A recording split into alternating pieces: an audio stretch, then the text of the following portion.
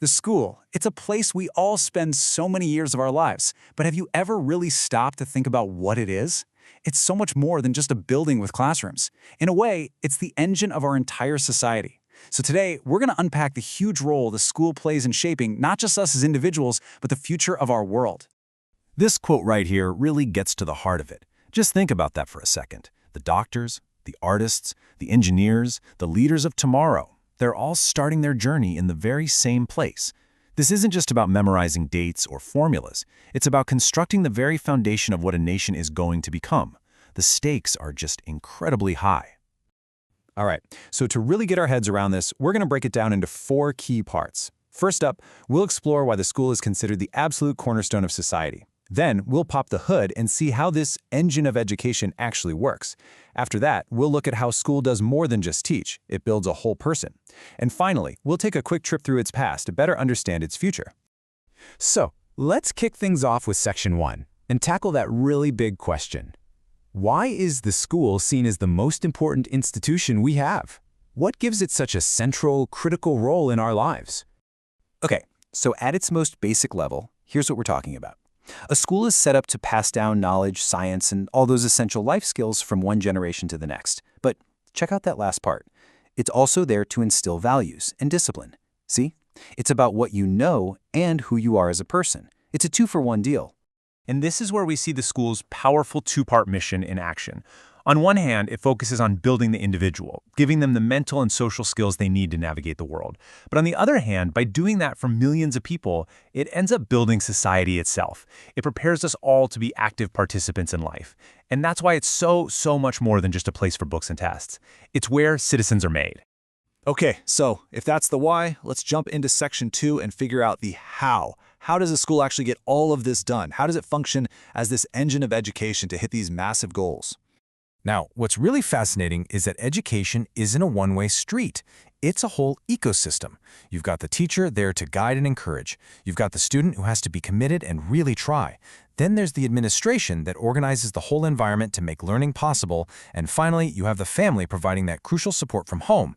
If just one of these pieces isn't pulling its weight, the whole system starts to wobble. Success really depends on everyone working together. And right at the heart of this academic journey, you have the curriculum. Think of it like the official roadmap. It's the carefully designed plan that makes sure every student is guided through all the essential knowledge and skills they're going to need.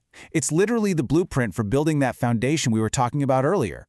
But like we said, it's about way more than just what's in the curriculum. So for our third section, let's really dig into that idea. What else is the school offering to help build the whole person, beyond just the textbooks?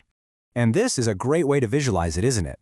Yeah, knowledge and science, that's a big piece of the pie for sure. But look at everything else that makes up a well-rounded student. You've got values and morals, health and sports, and finding and growing your unique talents and cultural awareness.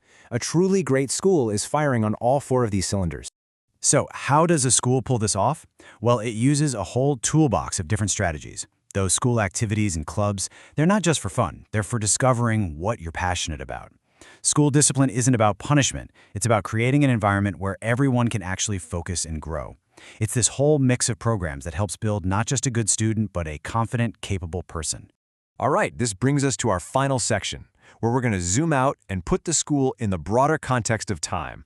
Where did this whole idea of school even come from? And maybe more importantly, where is it headed? I mean, it's been a long journey.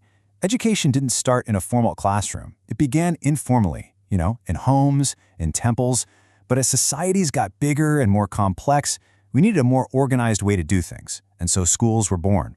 And that long road leads us right here, to the modern era, where everything is shaped by advanced teaching methods and, of course, technology. But here's the thing. Just because a school is modern doesn't mean it's perfect. There's this constant tension, right? On one side, you have schools using amazing new teaching methods and all this incredible technology. But on the other side, they're still dealing with some very old, very real problems, like overcrowded classrooms, which can make all those modern advances feel a little less effective. So where do we go from here, trying to balance these new tools with these old challenges? Well, the path forward seems to be pointing in one very clear direction: smart education. And this is about way more than just sticking computers in a room. It's about actually using technology to personalize learning, to connect students in new ways, and to make the whole process more effective than it's ever been. And that leaves us with a really big question to chew on. As we dive deeper into this new era of smart education, how is it going to fundamentally change those roles we saw in the ecosystem earlier? What will it mean to be a teacher, and what will it mean to be a student in the world of tomorrow?